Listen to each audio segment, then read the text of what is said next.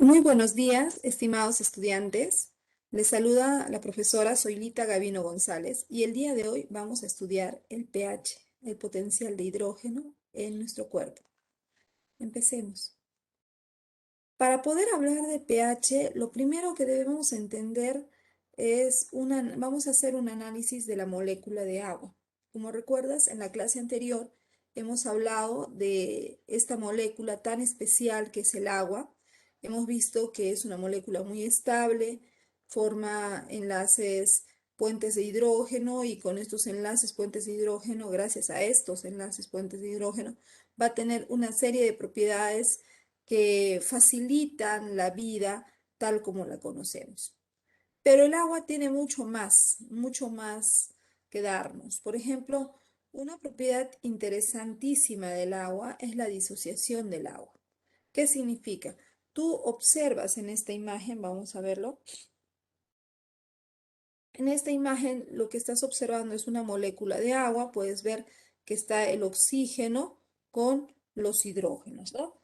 El oxígeno con sus electrones, lo vemos aquí de color anaranjado, tiene 6 electrones y los hidrógenos tienen un electrón cada hidrógeno, estos de color amarillo, y están compartiendo el electrón con el oxígeno, ¿ya? Y de esa manera se ha formado este famoso enlace covalente, que es un enlace bastante fuerte, que le da mucha estabilidad a la molécula de agua. Hay mucha estabilidad en esta molécula. Sin embargo, a pesar de que la molécula de agua es una molécula muy estable, puede disociarse. ¿Qué significa esto? Puede romperse la molécula de agua. No es muy frecuente, no sucede en todas las moléculas, pero sí sucede. Entonces, mira, ¿qué pasa cuando la molécula de agua se disocia? Esta molécula de agua deja de ser agua, deja de ser H2 o 2, H2O, y se separa el hidrógeno de la otra parte que quedaría OH. Y mira qué ha pasado con el hidrógeno. Vamos a observar al hidrógeno. El hidrógeno, al separarse de la parte OH del agua, pierde el electrón que estaba compartiendo con el agua. Este electrón, este amarillito, se ha ido con la parte OH. ¿Y qué carga tiene el electrón? Tú recuerdas que el electrón es de carga negativa. Entonces, este hidrógeno ha perdido su carga negativa. Podemos decir que ahora este hidrógeno ya no tiene carga negativa, ahora tiene carga positiva, porque lo ha perdido al electrón. Entonces lo vamos a dejar así nada más, ya sin ese orbital, porque ya no tiene la carga. Mientras que el OH tiene un electrón de más. Ese electrón de más era el electrón que compartía con ese hidrógeno. Se ha quedado con un electrón adicional.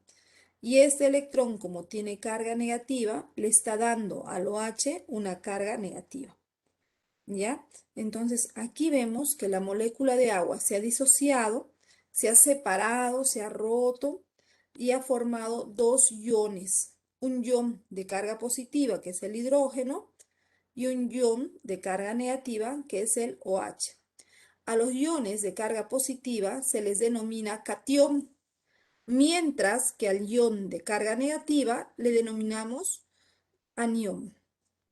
Vamos a ver qué nombre va a tener el ion de carga positiva, el catión del hidrógeno.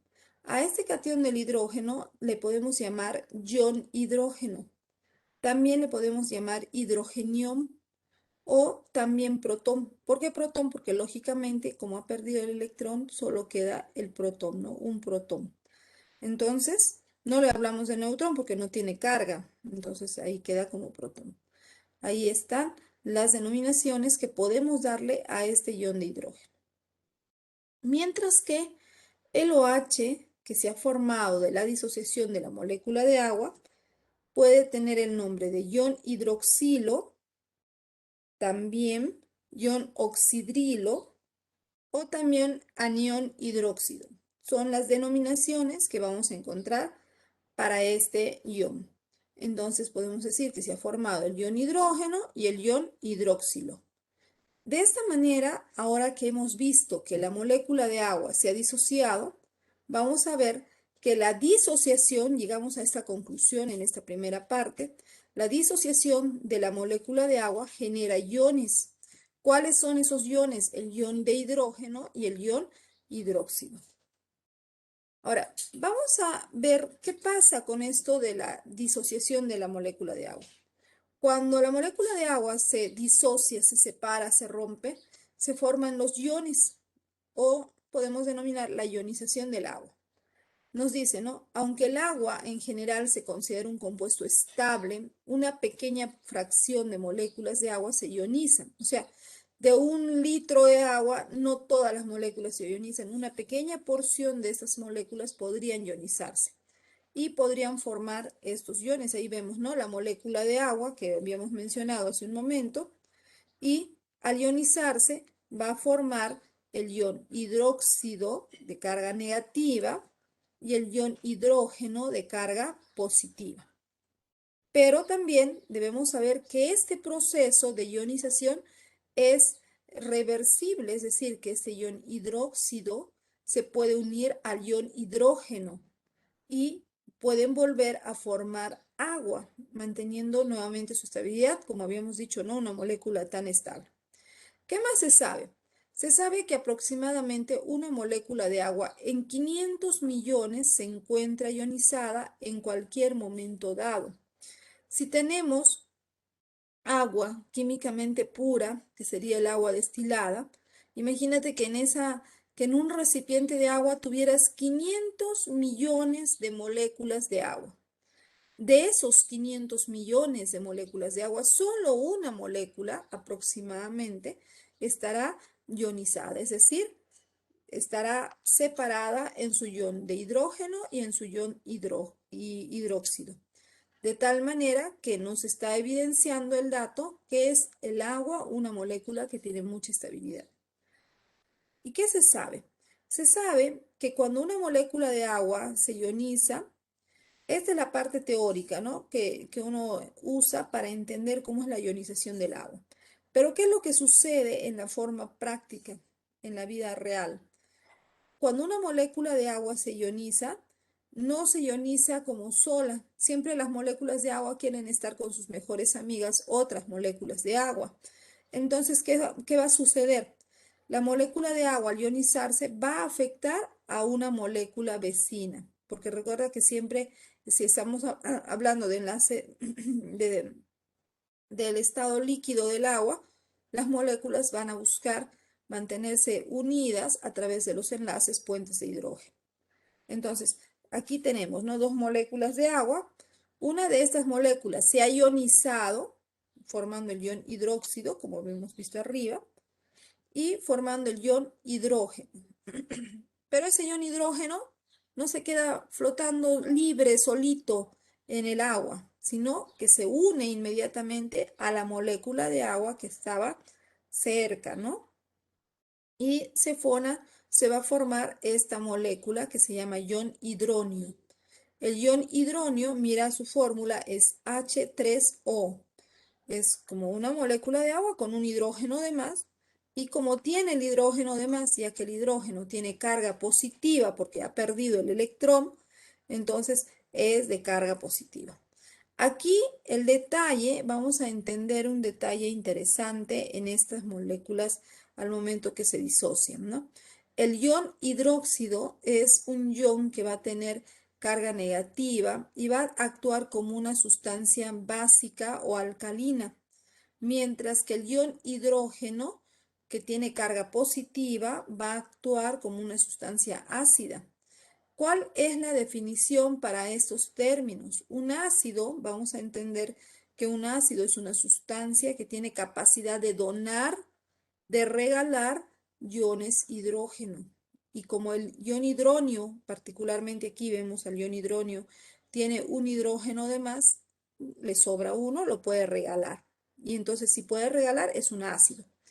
Mientras que el ion hidróxido, como no tiene, él puede recibir. Y si puede recibir un hidrógeno, es un alcalino o base. Esto lo vamos a ver con más detalle ahora. ¿no? Entonces, ¿qué decimos, no? Debido a que cada molécula de agua que se separa en su ion hidrógeno y su ion hidróxido, las concentraciones de los iones hidrógeno e hidróxido del agua pura son exactamente iguales. O sea, si consideramos la cantidad de ion hidrógeno y de ion hidróxido que se forma en el agua pura, vamos a encontrar que la cantidad va a ser igual. Una cantidad igual que esta y esta. ¿Y cuánto es eso? 0,000001, que es igual que decir 10 a la 7 elevado a 7 mol por litro para cada ion. Se dice que esta disolución es neutra, es decir, no es ni ácido ni alcalino. Cuando están las cantidades de hidrógeno e hidróxido en las mismas cantidades, hablaremos de una solución neutra. Pero vamos a ver esto de lo neutro más adelante, un poquito más. Producto iónico del agua. Si el agua, una solución, ¿no? El agua químicamente pura se encuentra a 25 grados Celsius de temperatura ambiente, vamos a poder determinar el producto iónico del agua. Este es el símbolo químico para definir producto iónico. El producto iónico del agua es igual a la concentración de iones hidrógeno. Cuando ustedes ven un símbolo dentro de unos corchetes, dentro de estas llavecitas llamadas corchetes, los corchetes se leen como concentración. Entonces decimos, el producto iónico del agua, el producto iónico es igual a la concentración, vean, los corchetes te dicen concentración de iones hidrógeno. Estos son iones hidrógeno. Por, aquí se supone que es multiplica, ¿no? Si hay un corchete con otro corchete, multiplica por la concentración de iones hidróxido, ¿ya? Y este producto iónico, que es la concentración de iones hidrógeno por la concentración de iones hidróxido, va a ser igual a 1,0 por 10 a la menos 14. ¿Por qué te sale esa cantidad? Tú dirás, pues sencillo. Recuerda que habíamos determinado que la concentración de iones hidrógeno en el agua químicamente pura, el agua destilada, es 1,0 por 10 a la menos 7. Y en el hidróxido también, ¿no? 1,0 por 10 a la menos 7. Entonces, esto nos va a dar a esta cantidad que es 1,0 por 10 a la menos 14.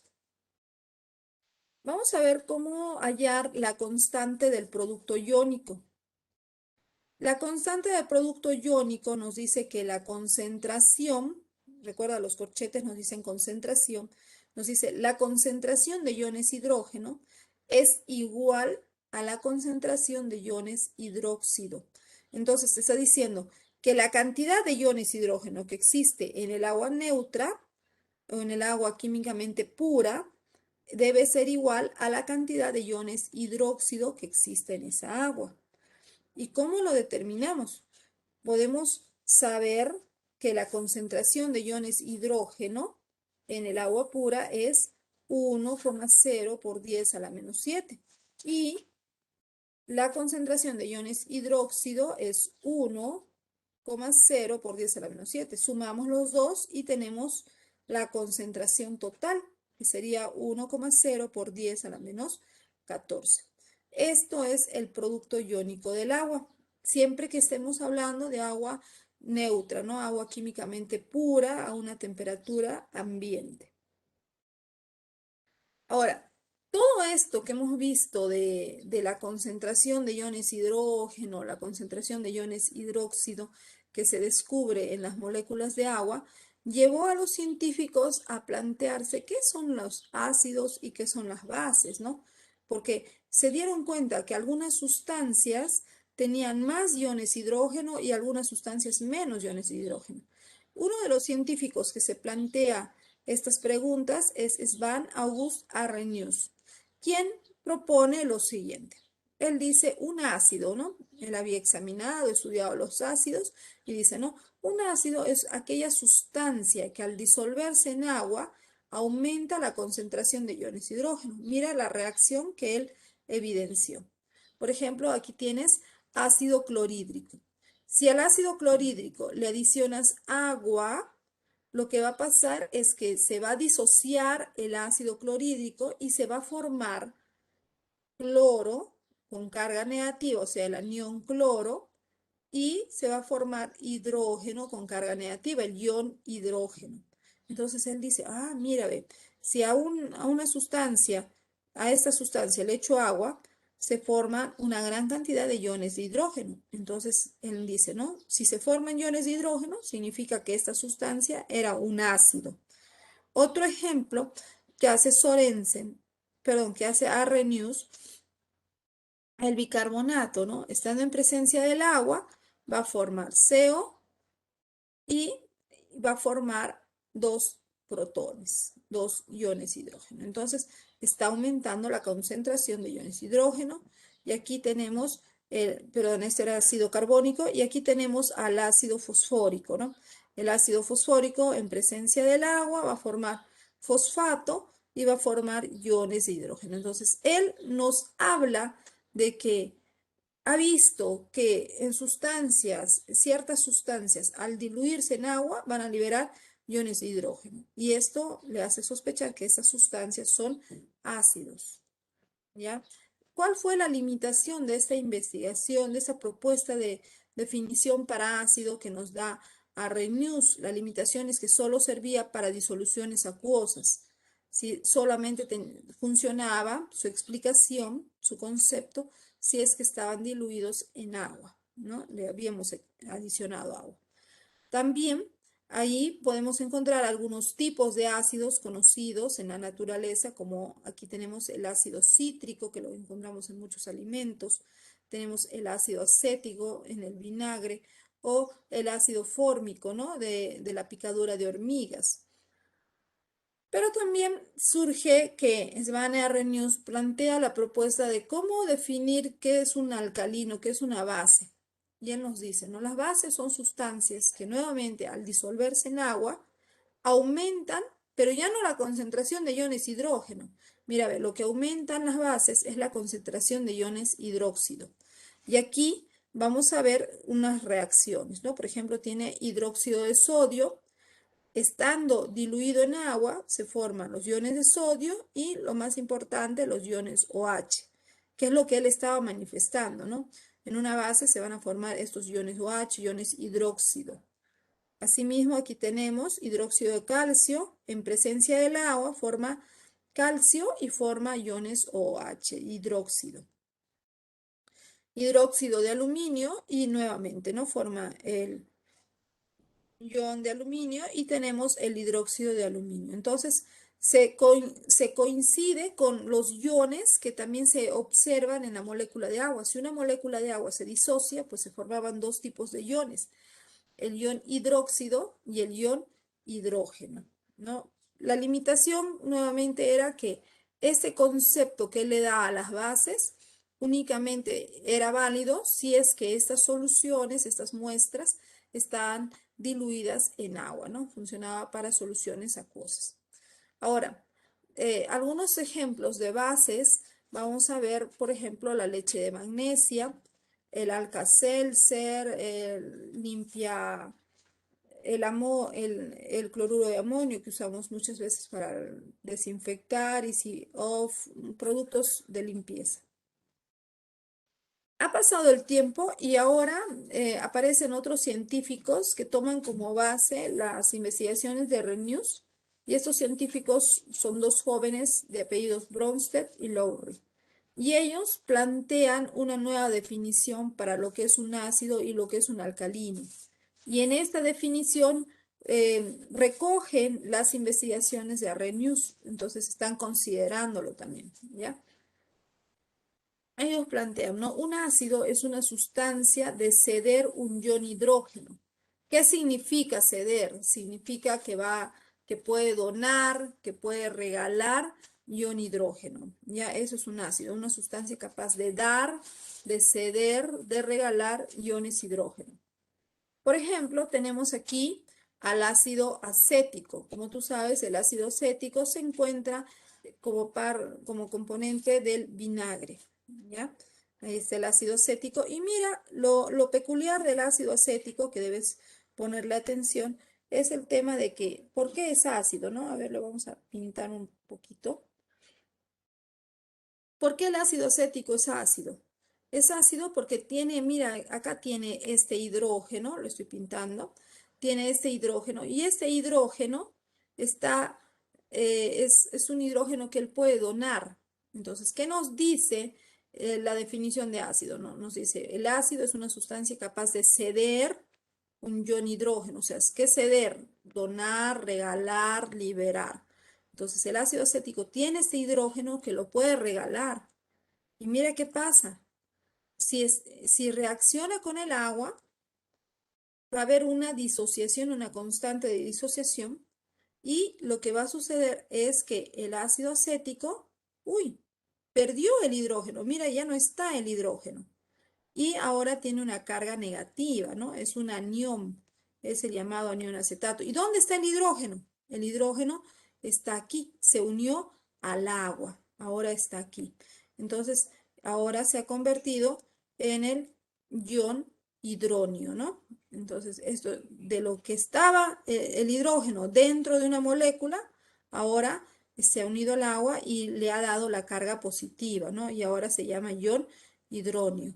Entonces, estamos viendo que esto era un ácido porque tiene esa capacidad de ceder, de regalar, de liberar hidrógenos, ¿de acuerdo? Puede liberar los hidrógenos. Vamos a ver otro ejemplo. Por ejemplo, aquí tenemos, entonces, esto lo vamos a hallar como ácido, ¿no? Una sustancia ácida más agua. Mira, es cualquier molécula que tenga hidrógeno, el ácido, está en contacto con agua, se va a dar una constante de disociación. ¿Y qué es lo que se va a formar? Se va a formar esta molécula que se va a denominar base conjugada. ¿Por qué base conjugada? Porque esto antes era un ácido, pero ahora que ha perdido el hidrógeno, se comporta como una base, como un alcalino, y va a tener el hidrógeno, la molécula ionizada con hidrógeno, ¿no? Que viene a ser el ácido. ¿Ya? Entonces, esto es la definición para ácidos. Vamos a ver, ahí está el ion hidronio, ¿no? ¿Cuál es la definición que nos dan Bronsted y Lowry para las bases? Nos dice, una base es cualquier sustancia capaz de aceptar un ion hidrógeno. Entonces, ya no es donador. La base ya no es uno que dona, sino la base es una sustancia que acepta, que recibe, te dice, gracias, regálame esos iones hidrógeno. Es lo que dice la base. Ahora, por ejemplo, aquí tenemos estas moléculas. Vemos aquí este neobencénico nitrogenado no tiene hidrógeno, pero él reacciona con el ácido clorhídrico y ¿qué pasa? El hidrógeno del ácido clorhídrico, porque lógicamente es ácido, esta molécula lo va a recibir, lo va a aceptar. Entonces ya tiene el hidrógeno, mira, ¿ven? Ya lo tiene. Entonces, esta molécula se está comportando como una base. ¿Ya? ¿Por qué? Porque aceptó al ion hidrógeno. Entonces, esa es la peculiaridad de las bases, ¿no? Las bases son moléculas que al estar en contacto con agua o alguna sustancia que pueda disociar protones, va a aceptar al protón, va a aceptar al hidrógeno. Entonces se le conoce, en ese momento era una base, pero al momento que acepta el hidrógeno se convierte en un ácido conjugado. Y este ácido conjugado también tiene la posibilidad de volver a perder ese protón, lo podría volver a perder y podría volver a convertirse en base. Entonces, y aquí está, ¿no? La característica de la base es que se forma el ion hidróxido. Entonces, yendo ya a entender un poquito más esto de los ácidos y las bases, vemos qué es un ácido, ¿no? Aquí ya tenemos la definición ya centrada en función a todo lo que hemos estudiado. Nos dice, un ácido es una sustancia que se disocia, es decir, que se separa en una disolución acuosa y al separarse va a formar dos clases de iones, iones de hidrógeno y aniones. Los aniones son los de carga negativa y los iones hidrógeno son de carga positiva. Pero la característica del ácido es que el ácido pues es un donador de protones. Recuerda que el hidrógeno, ion hidrógeno o hidrógeno no es más que un protón, o sea, es conocido como protón, por lo tanto un ácido es una molécula, una sustancia que va a liberar hidrógenos o protones. Yo, para recordar cómo es el ácido, porque a veces tener una imagen mental del ácido nos ayuda mucho más a entender un concepto, ¿no? Entonces, yo estuve pensando, ¿cómo puedo recordar cómo es el ácido? ¿Cómo me acuerdo del ácido? Entonces, se me ocurrió pensar que el ácido era como ese señor, un millonario, ¿ya? Yo me lo imaginé de esta manera, así como Rico MacPato, un millonario que tiene mucho, en lugar de dinero, vamos a imaginarnos que tiene muchos iones hidrógeno, bastante. Y si tiene tanto, fácilmente el ácido puede donar estos iones hidrógeno, podría hacerlo, tiene la posibilidad de donar. ¿De acuerdo? Entonces, esa es la peculiaridad que tiene el ácido, una sustancia capaz de donar iones hidrógeno, un millonario. Aquí tenemos algunas soluciones ácidas muy conocidas que podemos encontrar en el hogar, ¿no? Tenemos el vinagre, tenemos los cítricos, que en general son ácidos como el limón, la naranja, o a veces en el baño, para hacer la limpieza del baño, usamos el ácido muriático. Son ácidos de uso frecuente. Ahora, ¿cuáles son las características de los ácidos? Para empezar, todo ácido tiene un sabor agrio. Lo podemos evidenciar en el caso del limón, pero no vamos a probar todos estos ácidos. Lógicamente, muchos de esos pueden ser peligrosos o son peligrosos. Los ácidos son corrosivos. Por ejemplo, el ejemplo del ácido muriático, ¿no? Si tú le echas ácido muriático directo al cemento y lo dejas ahí en reposo, pues este lo va a corroer al cemento y luego de pasado unas horas vas a tocar el cemento, lo puedes tocar con una varilla y vas a ver que se ha convertido en polvo, ¿no? Lo corroe. Es un corrosivo muy fuerte. Produce efervescencia con el carbonato de calcio o mármol. Entonces, si yo le echo ácido donde haya carbonato de calcio, pues va a ser como burbujitas, ¿ya? Y esto pues se evidencia, por ejemplo, en la lluvia, ¿no? La lluvia, cuando la lluvia es ácida y las construcciones de mármol, aquellas construcciones que tengan carbonato de calcio, pues se van a empezar, se va a ver el piso muy espumoso. Entonces ahí estamos viendo que se está evidenciando la lluvia ácida. Neutralizan las bases. Si hay un problema con una base, con una sustancia alcalina, pues el ácido es lo que lo va a neutralizar. Vamos a ver ahora qué es una base. ¿A qué conclusión llegamos, a qué definición llegamos para una base? Decimos entonces, una base o un alcalino se define como un aceptor de protones. Entonces, un alcalino es esa sustancia que puede recibir protones, que puede recibir hidrógenos. La mayoría de las bases son sustancias que se disocian en hidróxido. O sea, la mayor parte de las bases, al recibir el hidrógeno, también va a formar o va a liberar hidróxidos, ¿ya? Y algún cation que va a estar disuelto en el agua.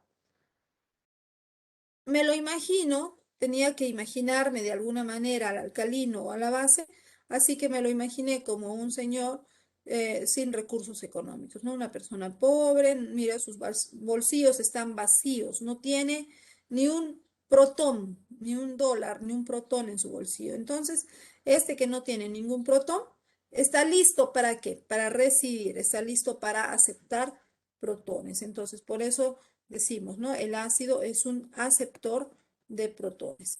¿Y cómo encuentro a los ácidos en nuestro hogar, ¿no? Lo podemos encontrar, por ejemplo, como bicarbonato de sodio, como la famosa soda cáustica, lo podemos encontrar como los jabones, los detergentes, todos los productos de limpieza.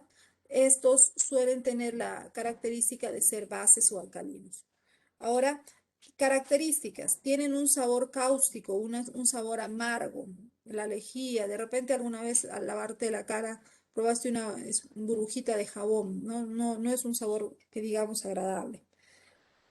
Son corrosivos, lo mismo que los ácidos, los alcalinos o bases fuertes son muy corrosivos. La soda cáustica, ¿no? O hidróxido de sodio, al estar en contacto también con el cemento, lo corroe. Luego de unas horas se va a convertir en polvo, en piso de cemento. Entonces hay que manejarlo siempre con mucho cuidado, corrosivos para la piel totalmente.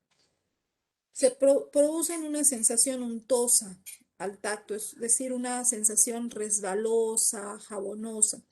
Por eso, estos se utilizan para elaborar productos de limpieza, ¿no? El mejor ejemplo de sensación resbalosa es el jabón, ¿no? Echas agua y jabón a tus manos, pues resbala muy rápido, ¿no? Porque tiene un pH básico, alcalino. Neutralizan los ácidos y vamos a ver que ahora que ya conocemos cuándo es un ácido, cuándo es un alcalino, el conocimiento de estos nos lleva a interpretar la famosa escala del pH propuesta por Sorensen.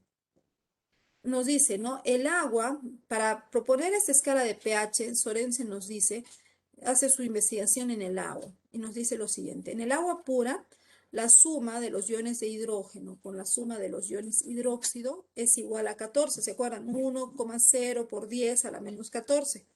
Llevándolo todo eso en un número positivo es 14. ¿Ya? Y teniendo en cuenta este dato, Sorensen estableció que la escala de pH debía ser graduada del 0 al 14, cuyo punto medio es el 7. Quiere decir que una sustancia que tenga un pH que sea 1 por 10 a la menos 7 será una sustancia neutra. Así, Sorensen, para poder hallar el pH de las sustancias, de las soluciones, planteó una fórmula matemática, ¿no? Aquí tenemos la fórmula matemática. Esta fórmula nos dice que el pH, a ver, vamos a verlo aquí, pH es igual al logaritmo, mira, ve, logaritmo negativo. Ese signo menos te está diciendo que es negativo. En base 10, aquí está en base 10. ¿Ya? Si bien es cierto, aquí lo hemos escrito con base 10, no es necesario. Muchas veces cuando vemos para hallar el pH de una sustancia, ya no es necesario escribir la base 10. Se sobreentiende que ya está ahí, es una base 10, ¿no? Y vemos los signos del corchete. ¿Qué significan esos signos de corchete? Significan la palabra concentración. Entonces el pH es igual al logaritmo negativo en base 10 de la concentración, los corchetes significan concentración, ¿de qué? De los iones hidrógeno, de los iones hidrógeno. Entonces, para poder hallar el pH, tenemos que saber cuánto es la concentración de los iones hidrógeno. Y de esto, pues hay que hallarle su logaritmo. Hallamos el logaritmo negativo para calcular y obtener un número positivo. Ya aquí tenemos, esta es la definición, lo mismo que he dicho. pH es igual al logaritmo negativo en base 10 de la concentración de hidrogeniones o de iones hidrógeno. Aquí tenemos la famosa escala de pH propuesta por Sorensen, ¿no? Nos dice, si una sustancia tiene una concentración, mira, aquí está ya resuelto todo lo que podría venir. Si una sustancia tiene una concentración de iones hidrógeno que es igual a 1, su pH pues va a ser 0. Si la concentración de iones hidrógeno es 1 por 10 a la menos 1. Mira el numerito que está aquí arriba, vamos a ampliarlo la lupa. Menos 1, 1 por 10 a la menos 1. ¿Cuánto es su pH? Es 1. Si te das cuenta, si la concentración de iones hidrógeno es 1 por 10 a la menos 2, ¿cuánto es su pH? Pues es 2. Si la concentración de iones hidrógeno es 1 por 10 a la menos 3, ¿cuánto es su pH? 3. Es decir, este numerito que está aquí arriba, encima del 10 con carga negativa, al decir pH lo decimos en forma positiva, 3 de frente, ¿ya?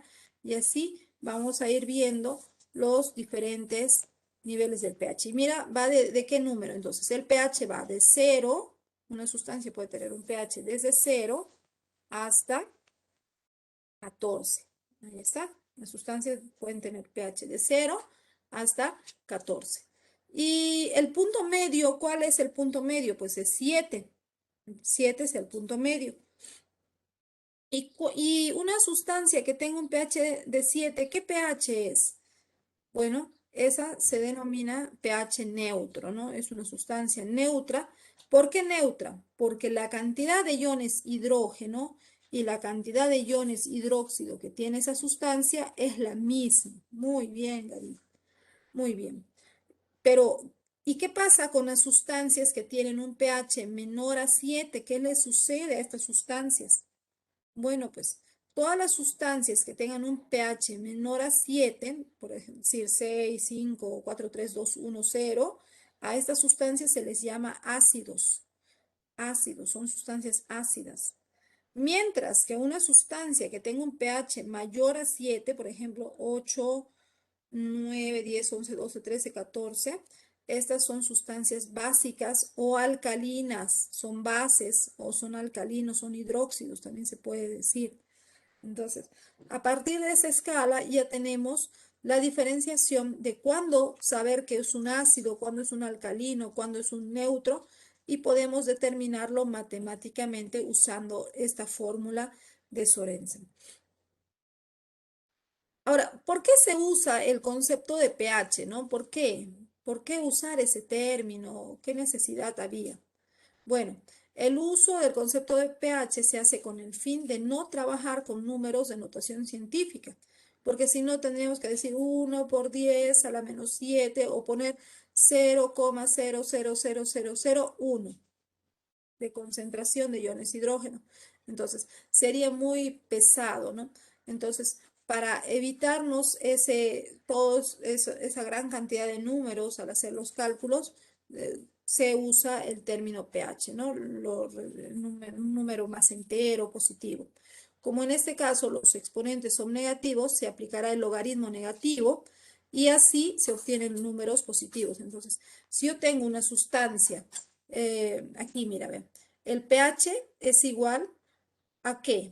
A 1 sobre la concentración de iones hidronio. Y si esto yo lo convierto en logaritmo, pues lo calculo, voy a tener que esto es igual al logaritmo negativo de la concentración de iones hidronio, iones hidrógeno. Entonces, al hacer este cálculo, lo que voy a obtener serán números enteros, ¿no? Números enteros, ahí están. Ahí está, 0, 1, 2, 3, 4. Y van a ser positivos. De preferencia van a ser positivos. Pueden tener decimales, sí, sí pueden tener decimales, pero lo importante es que son positivos y ya no van a ser con tantas extensiones como se daría en el caso de no trabajarlo como pH. Solamente por eso. Ahí está el neutro, el ácido y la base. Ahora, entonces, volviendo a mi ejemplo anterior de mis personajes, los personajes que les había mencionado. Entonces, si tomamos en cuenta estos personajes, vamos a ver que la escala del pH va desde el 0, aquí está el 0, va desde el 0 hasta el 14. Ya está, va hasta el 14. ¿Listo? Y el punto medio de esta escala es el 7. Ahí está el 7. 7 es el punto medio. Y cualquier sustancia que tenga un pH igual a 7 va a ser considerada como una sustancia neutra. ¿Y qué significa ser neutro? Significa que la concentración de iones hidrógeno con la concentración de iones hidróxido es igual. ¿Qué significa? Que hay 7 iones hidrógeno y hay 7 iones hidróxido. Eso es lo que significa ser una sustancia neutra. Y 7, 7. Ahora, ¿qué pasa con las soluciones que tienen un pH menor a 7? A ver, claro, un ejemplo de sustancia con pH 7 o neutro es el agua destilada, conocida como agua químicamente pura. Ahora, las sustancias que tengan un pH menor a 7, se dice que si el pH es menor de 7, el pH disminuye. ¿Por qué? Porque es 6, 5, 4, 3, 2, 1. Y la peculiaridad que tiene es que cuando el pH disminuye, cuando el pH se hace más bajo, esto sucede. Mira, aumentan los iones de hidrógeno. Es decir, es como una contradicción, ¿no? Dice, el pH disminuye, sí, pero el hecho de que el pH disminuya significa que tienen valores bajos. Pero el hecho de que tenga valores bajos no significa que haya poco hidrógeno, sino al contrario, aquí van a haber una gran cantidad de iones de hidrógeno, muchos iones de hidrógeno van a haber en este pH más bajo. En cambio, si el pH aumenta, es decir, se hace mayor al 7, por ejemplo, 14, 13, 12, son números altos, ¿qué es lo que va a suceder? La cantidad de iones de hidrógeno disminuye. ¿Por qué va a disminuir? Porque en este pH alto lo que va a estar aumentado serán los grupos OH, los hidróxidos. Ahí está, van a haber muchos hidróxidos y iones de hidrógeno pues van a haber pocos. Entonces, esa es la explicación de esto, ¿no? Entonces, tú siempre recuerdas, un ácido más ácido es el que tenga el pH más bajo. Por ejemplo, este multimillonario tendrá un pH de 0. Tiene muchos iones de hidrógeno, puede liberarlos, puede donarlos. En tanto que un pH más básico, más alcalino, será una sustancia que tenga 14. Por ejemplo, este señor podría tener un pH de 14 y puede recibir muchos más iones de hidrógeno, porque no tiene. Aquí, a ver, ahí está, mira, ahí está la paradoja, ¿no? Que les decía. Cuanto más, perdón, ahí está, ahí está, ahí está. Cuanto más baja el pH, mira, ve, cuanto más se acerca al 0, se aleja del 7, la cantidad de iones de hidrógeno aumenta más. Y cuando el pH sube más, se acerca al 14, la cantidad de iones hidróxido aumenta. Y entonces, ¿quién va a bajar en este lado? Hidrógenos. Y aquí, cuando aumentan los hidrógenos, ¿quién va a bajar? ¿Quién va a haber poco? Pues va a haber poco hidróxido. Es inversamente proporcional, ¿no? A más hidrógeno, menos hidróxido. A más hidróxido, menos hidrógeno. Por ejemplo, aquí tenemos un ejemplo, ¿no? La escala de pH asigna valores a soluciones ácidas o bases. Por ejemplo, tenemos aquí el jugo de tomate presenta un pH igual a 4. Y podemos decir, a ver, ¿qué podríamos decir del jugo de tomate? Si tiene un pH igual a 4, ¿qué podrían decir ustedes? A ver, Que es ácido. Es ácido. ya, que es ácido. ¿Qué más podríamos decir? Que tiene más Aparte, concentración de hidrógeno. muy bien, que tienen más concentración de hidrógenos. ¿Qué más podemos decir?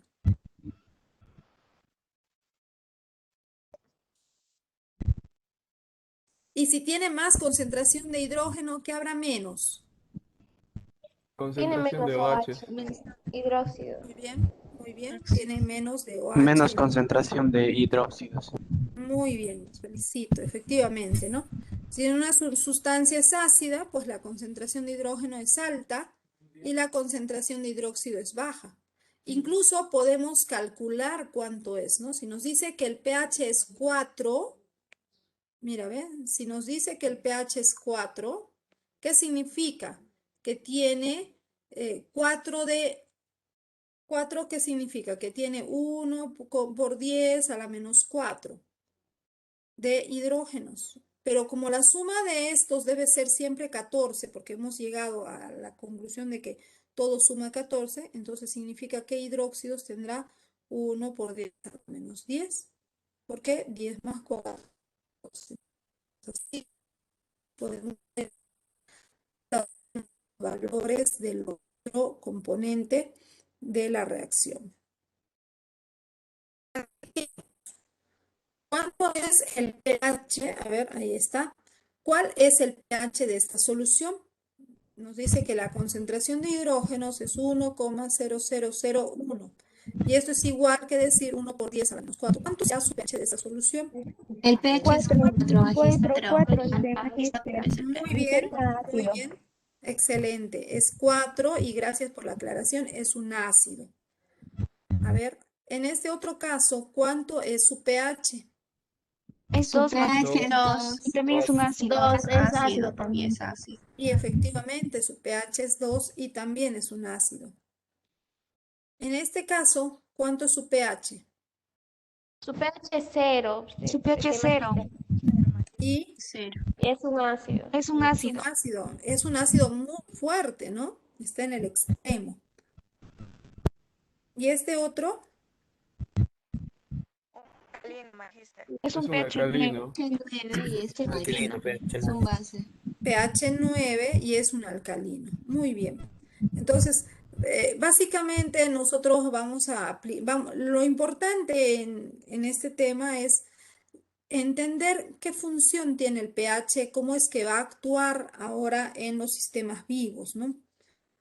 Entonces, aquí podemos observar una escala del pH con algunos ejemplos, algunas soluciones conocidas, ¿no? Por ejemplo, tenemos el ácido muriático, el ácido clorhídrico, el ácido que tiene los pHs más bajos, el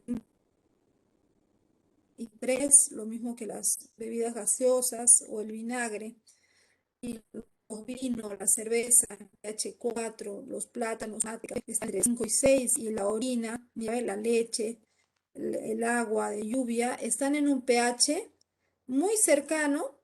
A ver, vamos a acercar la lupa aquí, al centro. Mira, la orina humana, la leche humana, obviamente, ¿no? El agua de lluvia, estos están en un pH muy cercano al 7. De repente no es precisamente 7, puede ser 6,5, están muy cercanos. El que está con un pH 7 es el agua destilada, no químicamente pura.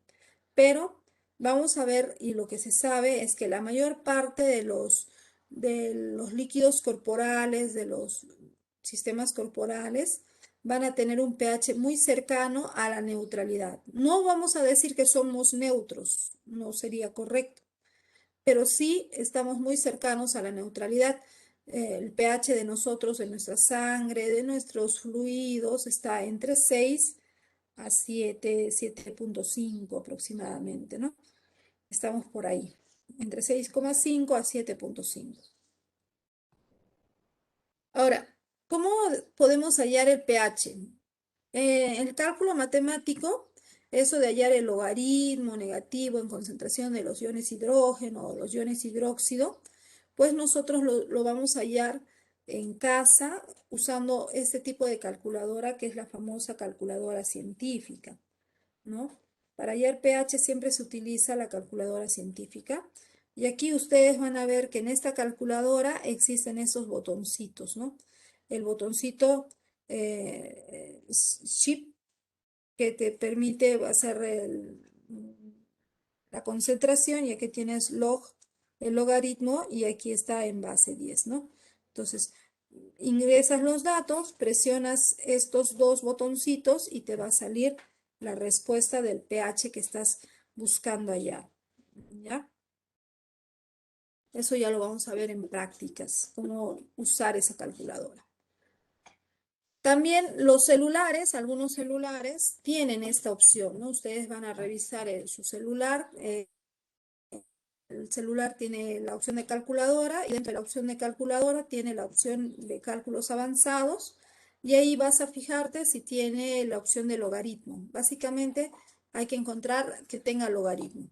Si tiene logaritmo, excelente, se puede trabajar con ese celular para hallar los datos del pH. Ahora, si nosotros hablamos de pH, el pH que nos permite determinar la medida de acidez. ¿Qué tan ácida es una sustancia, no? Es ácida, y si no es ácida, pues va a ser lo contrario, alcalino. Y para ello usamos este cálculo matemático, logaritmo negativo de la concentración de iones hidrógeno. Y según esto, vamos a darnos cuenta que un ácido es una sustancia que tiene la capacidad de liberar protones, de liberar iones de hidrógeno. Bien, es como este millonario que habíamos mencionado, ¿no? Lleno de protones. Y una base es una sustancia que tiene la capacidad de aceptar, de recibir iones hidrógeno. Por lo tanto, ese señor bastante pobre que puede recibir esos iones hidrógeno. Ahora, ¿cómo lo vamos a calcular esto? Mira, una forma de darnos cuenta cómo es que el ácido libera y cómo es que la base acepta, pues así, ¿no? Tú imagínate una sustancia, un ácido, cualquier molécula, y lo que tiene esa molécula para ser denominada ácido es que tiene protones o iones hidrógeno que puede liberar. Ahí está el hidrógeno listo para salir, está que se quiere ir. Entonces, eso es un ácido, ¿ya? Y este ácido entra a una reacción química y en esta reacción química va a liberar al hidrógeno. Al perderlo, esa molécula pierde el hidrógeno, entonces eso que era un ácido antes, ahora se convierte en una molécula llamada base conjugada. ¿Por qué base conjugada? Porque este, puede volver a convertirse en ácido. Vamos a ver de qué manera, ¿no? Ya, se ha formado la base conjugada y esta base conjugada es porque es la molécula anterior que perdió el hidrógeno y el hidrógeno ahora está libre, ¿no? Entonces, ahí estamos viendo la capacidad que tiene el ácido para liberar protones, Ahora, por otra parte, tenemos aquí a la base. Perdón. ¿Y qué es lo que pasa? Esta reacción es reversible. ¿Qué significa? Que la base conjugada puede volver, ahora se está comportando como base. Ahora que se comporta como base, puede aceptar protones, puede aceptar al protón que perdió o uno que esté ahí en el medio. Y al aceptarlo, perdón, y al aceptarlo va a volver a formar el ácido, ¿no? Entonces, son procesos que están ahí reversibles. Vamos a ver de qué manera va a actuar un ácido, perdón, ahora una base. Aquí tenemos la base. Recuerda que la base es la molécula que tiene esa capacidad de aceptar protones. Entonces, puede unirse a ¿qué? A hidrógenos. Y ahí está, ¿no? Viene el hidrógeno, se une a la base. Y ahora que se une a la base, a ver, ¿quién me dice qué se va a formar? Si arriba se formó una base conjugada, ¿cómo se llama la molécula que se forma aquí abajo? Muy bien, efectivamente, se va a formar un ácido conjugado. Ahí está, mira, ¿ven? Es un ácido conjugado. ¿Por qué? Porque ahora que era base, pero ahora que ganó hidrógeno, es un ácido conjugado. Y ahora que es ácido conjugado, tiene el hidrógeno. Y si se está comportando como ácido, tiene la capacidad de perder a ese hidrógeno.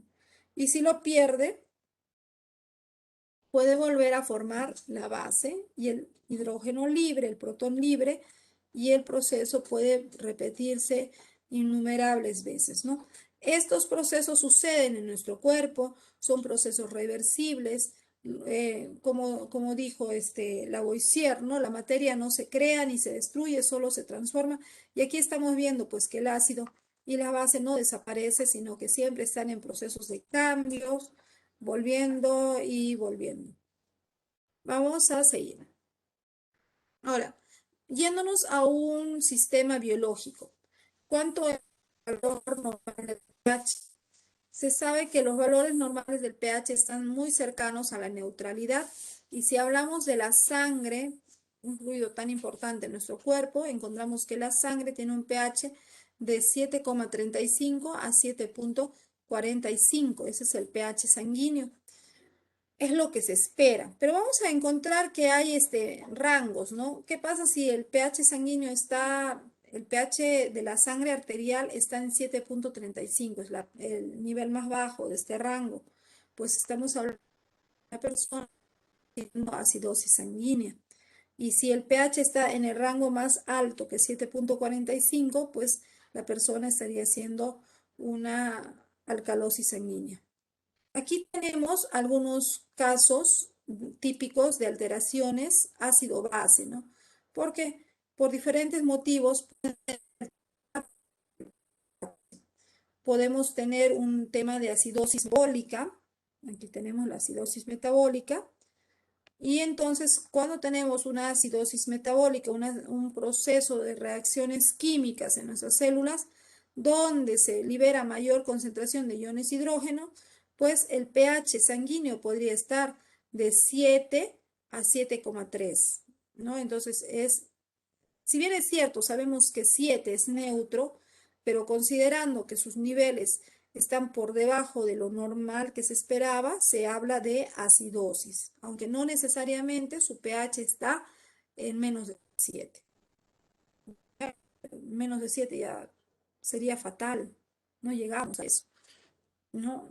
Muertos, pero no vivos, ¿no? Entonces aquí encontramos que en un paciente que tiene una acidosis metabólica, pues la concentración del bicarbonato en equivalentes por litro, equivalentes por litro de sangre, vamos a encontrar que va a ser mayor a 24. Los casos típicos son la cetoacidosis diabética, ¿no? En pacientes diabéticos podemos encontrar este problema, esta alteración ácido-base. También tenemos las acidosis respiratorias. Esto hoy que estamos viviendo esta terrible pandemia del COVID, muchos de los pacientes pues están llegando a este problema, ¿no? Las acidosis respiratorias, ¿no? Y en las acidosis respiratorias también el pH sanguíneo se va a ver alterado de 7 a 7,3, está por debajo de los niveles normales. Y aquí vemos que el bicarbonato se encuentra menos de 27. Y estamos hablando de pacientes que están haciendo neumonía, ¿no? La fase grave del paciente con este problema del COVID, y es cuando ya muchas veces van a necesitar una intubación, ¿no? También tenemos lo contrario, que es la alcalosis metabólica, que es de 7,5 a 8, está por encima de los niveles normales, y vemos nuevamente el paciente pues que va a tener niveles de bicarbonato menores a 27. Puede venirse un vómito repentino, o la alcalosis respiratoria, donde la concentración de bicarbonato está mayor de 24 y hay una hiperventilación, ¿no? Esos pacientes que están en esa respiración, bueno, están hiperventilando, ¿no? Es una característica que vamos a analizar de qué manera se regula y de qué manera se puede controlar. Para entender esto de su regulación y control, vamos a ver a los sistemas amortiguadores, conocidos también como tampón o buffer. ¿Ya? Ya. Les decía entonces que siempre pueden darse situaciones en nuestro cuerpo donde por algún motivo, ¿no? Un desorden metabólico, un desorden en la respiración, alguna enfermedad, podríamos tener un desorden en el pH. El pH podría estar subiendo un poco más de lo normal o podría estar más abajo de lo normal. Entonces, pero nuestro cuerpo no quiere esos desequilibrios. Nuestro cuerpo tiene un sistema homeostático, que este sistema homeostático dice que hay que mantenerse en equilibrio. Dice, hay que estar equilibrados. Entonces, ¿qué es lo que va a suceder? Para mantener en equilibrio nuestro pH, en nuestro organismo existen los sistemas amortiguadores, también conocidos como tampones o buffer. Estos sistemas amortiguadores, tampones o buffer, son sustancias, o también puede ser una mezcla de sustancias que mantienen el pH constante mediante mecanismos homeostáticos. Nosotros los seres vivos podemos usar los mismos términos, ¿no? Amortiguador, buffer, tampón, significan lo mismo. Y si no tuviéramos estos amortiguadores, ¿qué sucedería? Tendríamos un cambio brusco de pH y ese cambio brusco de pH podría ocasionar incluso la muerte.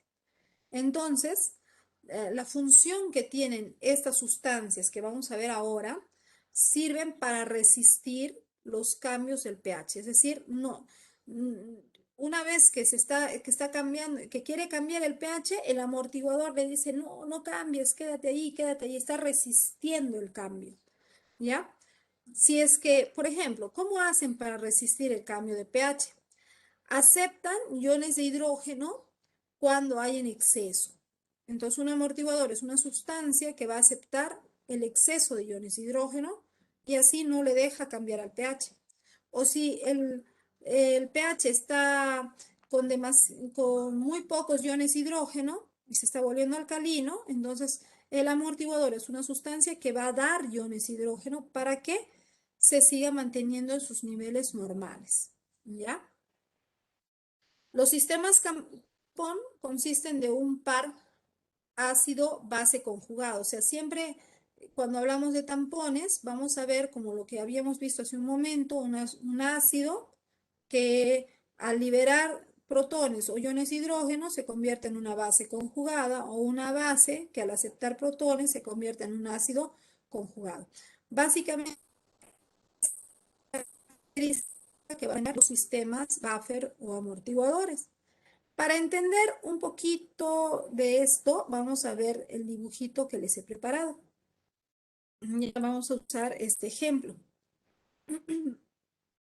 Este ejemplo podría estar sucediendo en la sangre. ¿Ya? Esto podría estar sucediendo en la sangre, podría estar sucediendo en los tejidos, pero yo lo puse en el estómago porque de repente tú lo vas a entender mejor porque tal vez lo hayas vivenciado. ¿Ya? Y te has dado cuenta de esos cambios. A veces una persona ha consumido ciertos alimentos que le han causado una acidosis estomacal. De repente estaban de fiesta en la familia y han preparado mucha comida, han tomado bebidas alcohólicas, puede ser vino, puede ser un cóctel con aguardiente, con pisco, ¿no? Bebidas típicas del Perú. Y además han comido comida muy picante. ¿Ya? De repente una parrillada, mucho ají, cosas así. Entonces, mucho aderezo también, ¿no? Entonces, ¿qué pasó? En el estómago ya sabemos nosotros que el estómago tiene un pH ácido, el estómago es bastante ácido. Pongámosle que el estómago tenía un pH de 3, ¿ya? Era muy ácido y tú comiste y bebiste sustancias que han incrementado la cantidad de iones de hidrógeno en tu estómago. Entonces, tu estómago que ya era ácido se ha vuelto mucho más ácido. Hay un exceso de iones de hidrógeno. Ese exceso de iones de hidrógeno te está causando una acidosis. Tú sientes como que te arde el estómago, como que hay un incendio en el estómago. Tomas agua y no calma ese ardor, esa acidez en el estómago, ¿no? Muy fuerte. Ya. Entonces, ¿qué es lo que va a pasar? En tu desesperación has tomado mucha agua, pero no has sentido ningún alivio. Pero es probable que la mamá, la abuelita que está cerca, te haya dado una medicina casera. Ellos ya saben que funciona muy bien. Te han dado bicarbonato, ¿no? Han disuelto una cucharada de bicarbonato en un vaso con agua y te lo has tomado. Y al tomar el bicarbonato, como si verdad fuera un incendio lo que tenías en el estómago, inmediatamente se apagó el incendio. ¿Qué es lo que pasó? Bueno, lo que ha pasado es que el bicarbonato o ion bicarbonato es una base débil, es decir, que acepta una pequeña cantidad de iones de hidrógeno y no modifica mucho el pH. Pero al aceptar esos iones de hidrógeno, va a aceptar el exceso, o sea, no se lleva todos los hidrógenos de tu estómago porque le quitaría toda la acidez y no se quiere eso. Solamente se lleva el exceso de iones de hidrógeno que estaban en tu estómago y ese exceso era el que te causaba esa sensación de acidez. ¿De acuerdo? Eso mismo que estamos narrando aquí en este ejemplo del estómago puede suceder en cualquier parte de tu cuerpo, ¿no? Podría suceder en tu sangre, de repente tienes un proceso de acidosis, alguna sustancia, algo que ha afectado tu metabolismo y en tu sangre, pues tu sangre que es de pH de 7.4 ha bajado a 7.35, ¿ya? Es mínimo el rango que ha bajado, pero ya ese rango que ha bajado ya le está volviendo a tu sangre ácida. Hay una acidosis sanguínea. Entonces, inmediatamente en tu cuerpo se va a formar el ion bicarbonato. Y este ion bicarbonato va a empezar a aceptar el exceso de hidrógenos y de esa manera naturalmente se va a regular el pH de tu sangre y va a ser. Ahora vamos a ver otro caso. Este es un caso de alcalosis. El caso de alcalosis, vamos a representarlo también en el estómago para que me entiendas. Es una alcalosis y sabemos que en una alcalosis lo que sucede es que faltan protones, faltan iones hidrógeno. A lo normal falta un poquito. Entonces, ¿cómo podríamos hacer una representación de alcalosis en el estómago? Por ejemplo, supongamos que has comido algo que te ha caído mal, no has consumido podría ser una bebida alcohólica, una comida que no está bien preparada, te cayó mal y fuiste al baño y vomitaste todo lo que tenías dentro del estómago. Y es más, te provocaste el vómito, ¿no? Es una persona que ha metido de repente la mano hasta la garganta y se ha inducido el vómito. Ya ha estado vomitando buen rato, o puede ser también que por un problema de alguna intoxicación ha estado también vomitando, ¿ya? O que ha tomado mucho alcohol, también ha estado vomitando. Puede darse todas esas características. Entonces, en esta persona que ha vomitado tanto, lo que pasa es que junto con el contenido estomacal, ha botado también cierta cantidad de ácido estomacal.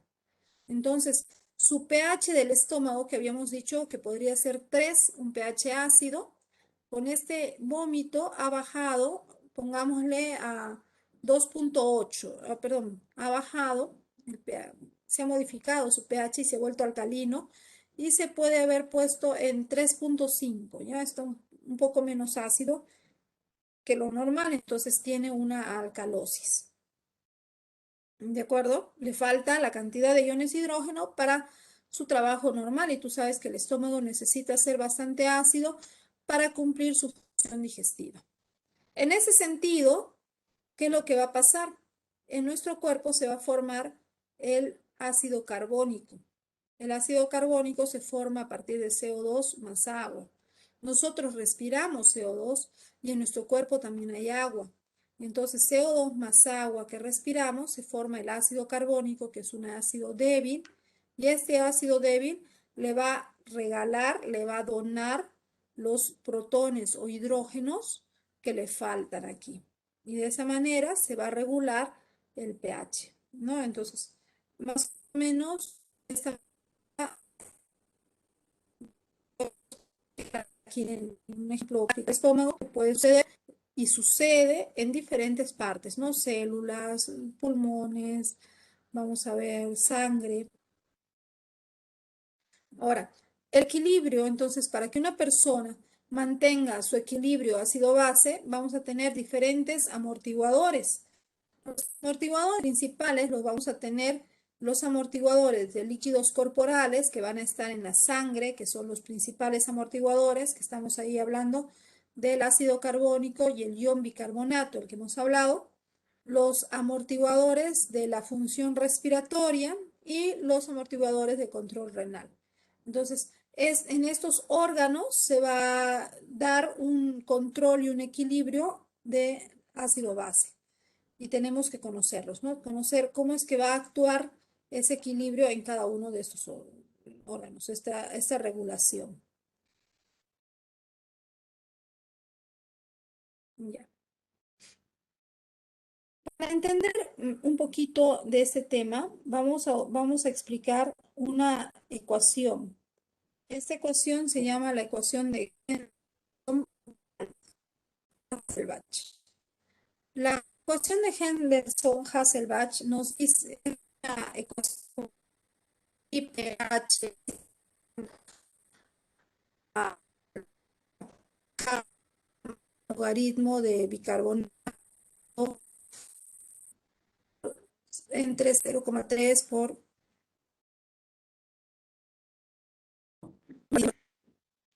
Les decía que la ecuación de Henderson-Hasselbalch nos sirve para entender cómo es que actúan los amortiguadores del ácido con la base conjugada. ¿Cuál es la relación que existe, no? Entonces, si bien es cierto, es esta ecuación, vamos a verla aquí, es esta ecuación un poco complicada, así cuando tú lo ves, uy, te complicas la vida. No estamos para complicarnos. Esa ecuación lo podemos traducir de esta manera. pH es igual al bicarbonato entre las partes de CO2, las partículas parcial de CO2. En otras palabras, PCO2 es lo mismo que decir CO2. Te olvidas de la P y dices la cantidad de CO2 y ya está. pH entonces es igual al bicarbonato entre el CO2. Y el bicarbonato, ¿qué viene a ser? Es la parte que es como el alcalino y el CO2 es la parte que es como el ácido. ¿Ya? Entonces, todo esto va a estar relacionado. ¿Y qué se sabe, no? Que el pH va a ser inversamente proporcional con el CO2 y directamente proporcional con el bicarbonato. Esta parte es la parte que necesito que ustedes tengan claro. A ver, miren acá. Es decir, el pH, ¿qué es? Cantidad de iones hidrógeno. Y esa cantidad de iones hidrógeno va a ser directamente proporcional a la cantidad de bicarbonato, ¿ya? Y va a ser inversamente proporcional a la cantidad de CO2. Para entenderlo mejor, vamos a ver con este ejemplo, ¿no? Vamos a ver con el tampón bicarbonato. Mira, ¿ve? Aquí tenemos el tampón bicarbonato, que es uno de los amortiguadores más abundantes e importantes en la sangre. Favorece que el pH pues, esté equilibrado, ¿no? En valores de 7.4. ¿Y qué se sabe, no? Por ejemplo, si aumenta la concentración de iones hidrógeno en el medio por cualquier proceso químico, el equilibrio se va a desplazar hacia la derecha. En cambio, si disminuyen de estos, el equilibrio se va a desplazar hacia la izquierda. Vamos a verlo en este ejemplo. Mira, ve. Supongamos que ahí se ha dado el incremento de iones hidrógeno, es decir, en tu sangre, en alguna parte de tu cuerpo hay más iones hidrógeno, está dándose una situación de acidosis. Entonces, normalmente nosotros en nuestro cuerpo tenemos agua, es uno de los líquidos más, es el líquido más abundante de nuestro cuerpo, ¿no? El agua que tenemos va a reaccionar con el dióxido de carbono que también tenemos abundante en nuestro cuerpo porque este es un desecho de nuestro metabolismo. Tenemos bastante CO2. Entonces, al tener agua y tener CO2, estas dos moléculas reaccionan y al reaccionar van a formar el ácido carbónico. Este ácido carbónico aumentaría el pH, haría que una solución, tu sangre, un tejido, se vuelva más ácido. Pero si el problema que tú tienes es que hay una alcalosis, ese ácido carbónico puede perder protón y puede convertirse en bicarbonato, ¿ya? Y al convertirse en bicarbonato por la pérdida de protón, este bicarbonato que se va a difundir en la zona donde haya el desequilibrio de acidosis, el bicarbonato va a estar absorbiendo los protones en exceso. Y entonces te va a regular el pH. Tu pH que se estaba volviendo ácido va a volver, va a mantenerse en los niveles normales, ¿no? No le va a permitir modificarse. Pero también este proceso es inverso, ¿no? ¿Qué pasa si tenemos el caso contrario? Entonces, el bicarbonato se puede unir al hidrógeno y puede formar nuevamente al ácido carbónico. Y este ácido carbónico no es que se vaya a quedar en nuestro cuerpo, porque si se quedara tal cual como ácido carbónico nos causaría una acidosis, ¿no? Nos modificaría nuevamente. El ácido carbónico se va a disociar y va a formar nuevamente CO2 y agua. Y como sabemos que ya no tenemos un desorden, este CO2 va a ser eliminado. ¿Por dónde eliminamos el CO2? Pues por la respiración, ¿no? El CO2 se va a difundir por la sangre, va a ser transportado, muchas veces va a ser transportado por la hemoglobina, convirtiéndose en carboxihemoglobina y va a llegar a los pulmones y desde ahí se va a difundir, se va a expulsar. Entonces, de esa manera vamos a tener este equilibrio con el tampón bicarbonato, ¿no? Esto nos sirve para entender la ecuación de Hasselbalch que acabamos de ver, ¿no? Hay una relación entre el ácido carbónico, perdón, el bicarbonato y el CO2, ¿no? El CO2 es la parte ácida, porque si hay CO2, el CO2 siempre se va a unir al agua y va a formar ácido. Y si hay bicarbonato, pues el bicarbonato lo que va a hacer es absorber el hidrógeno y va a formar el ácido que se va a disociar en CO2 y se va a eliminar. Entonces, de cualquier manera, siempre se va a buscar y se va a llegar a ese punto de equilibrio, ¿no? A ese sistema de amortiguación del pH. No, ahí está. Ahora, esto que les estaba diciendo lo vamos a ver en este video. Me avisan si se escucha el audio. Ya, el doctor está explicando qué sucede en una acidosis pulmonar. Vamos a... ¿Se logró escuchar la voz? O si no, para compartirlo de otra manera. Esto. Aquí vamos a ver un sistema, un proceso de acidosis, pero esta es una acidosis pulmonar. ¿Cómo es que sucede esta acidosis pulmonar, no? Aquí tenemos un paciente que tiene un problema de pulmón, puede ser una neumonía, un EPOC, una enfermedad respiratoria obstructiva, puede ser por una infección, hoy en día podría ser por el COVID-19. Y entonces, ¿qué sucede? Al haber un daño pulmonar, una neumonía, una destrucción de alveolos, como en el caso de COVID, hay un incremento de CO2. El CO2 se va a ver incrementado y lógicamente el oxígeno se va a ver disminuido. Es lo que se está vivenciando en la actualidad con el COVID, ¿no? Y este incremento de CO2 va a ocasionar una formación de ácido carbónico, lo que implica la liberación de protones. Hasta aquí. Y al liberarse los protones, ¿qué va a suceder? Se activa el bulbo respiratorio en el cerebro. Al activarse el bulbo respiratorio en el cerebro, aumenta la frecuencia respiratoria. El paciente va a estar en esa situación, va a estar aumentando su frecuencia respiratoria. Sin embargo, este aumento de frecuencia respiratoria, en este caso particular, no le va a ayudar mucho. ¿Por qué no le va a ayudar mucho? Porque, como hemos mencionado, se trata de que el pulmón ha sufrido algún daño, ¿no? Si estamos hablando del SARS-CoV-2, el COVID-19, pues sí, este causa daño pulmonar. Entonces, el paciente tiene CO2 aumentado, formación de más ácido carbónico, más liberación de protones y hay un aumento de frecuencia respiratoria, pero no está habiendo una mejora en su salud. Entonces, ¿quién le podría ayudar un poco? Es el riñón. ¿Qué es lo que puede hacer el riñón?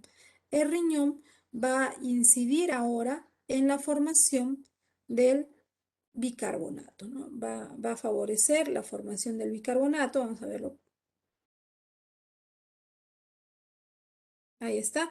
Va a favorecer la secreción de protones, la reabsorción del ácido carbónico que se está formando y la formación del bicarbonato. ¿Ya? Y entonces, ¿qué es lo que vamos a tener? Ahora que el riñón está haciendo esto, va a darse la situación de que vamos a tener ahora más bicarbonato aumentado, pero como ya hay una lesión pulmonar, este bicarbonato no está ayudando mucho. ¿Por qué? Porque sigue dándose el incremento de CO2. Y entonces, el resultado que vamos a tener con el paciente es que sigue aumentando los protones liberados en sangre, en pulmón, y el paciente va a tener, a causa de este incremento de protones, disminución de su pH. Su pH va a bajar notablemente y vamos a estar hablando de un paciente que tiene esto, ¿no? Va a tener una acidosis pulmonar. ¿Por qué la acidosis pulmonar? Porque su pH está más abajo de lo normal y algo peculiar que va a tener el nivel de CO2 alto. ¿Por qué? Hay un daño pulmonar y también va a tener el bicarbonato alto, ¿no? ¿Por qué el bicarbonato alto? Porque el riñón está favoreciendo eso. Pero aunque se favorece el bicarbonato para bajar al CO2, siempre sigue llenando más CO2 y entonces es una acidosis pulmonar muy complicada, ¿no? que es lo que podríamos encontrar en pacientes con SARS-CoV-2 que están haciendo neumonía.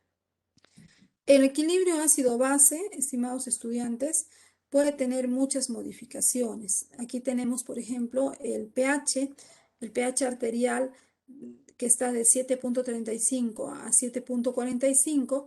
Si está si está más de 7.35, estamos hablando de una acidosis. Menos de 7.35 estamos hablando de una acidosis, y más de esto, 7.45, estamos hablando de una alcalosis en los pulmones, pero también podrían darse estos datos en los riñones. Podríamos tener acidosis y alcalosis en los riñones. Y acá el detalle, ¿no? Lo que tenemos, las concentraciones de oxígeno, de CO2 y de ácido carbónico, ¿no? En una acidosis respiratoria, que es la que vemos aquí, mira, ve lo que estamos viendo, los niveles de oxígeno, lo que se esperaría en condiciones normales es de 100, de 70 a 100, ¿no? Una persona normal estará de 95 a 100, pero en problemas de acidosis, pues esto lógicamente va a verse muy alterado, podría bajar hasta 70 o incluso menos. Esta alteración es causada por la retención del CO2, y en caso de que se compensa, esto se podría normalizar ¿con qué? Con el bicarbonato, ¿no? Y si tenemos los niveles de alcalosis, pues se va a encontrar que para compensar en una alcalosis lo que debemos tener como compensación va a ser el CO2. Esos son los detalles que debemos tener, y lógicamente para cuando una persona está con ese proceso, pues vamos a tener también que está hiperventilando, ¿no? Hay una hiperventilación. Ay, bueno, nos falta ver los ejercicios, pero ahorita ya estamos con